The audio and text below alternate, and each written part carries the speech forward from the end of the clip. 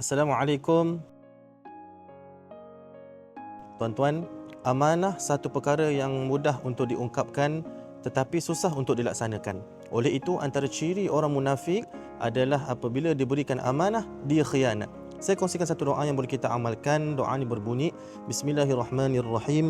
Allahumma inni a'udzubika minal ju'i fa innahu bi'sad dhaji' wa a'udzubika minal khiyanati fa innaha bi'satil bitanah.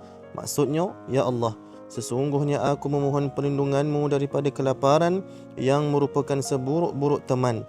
Aku memohon perlindunganmu daripada sifat khianat yang merupakan sifat tersembunyi yang paling jahat. Amin ya rabbal alamin.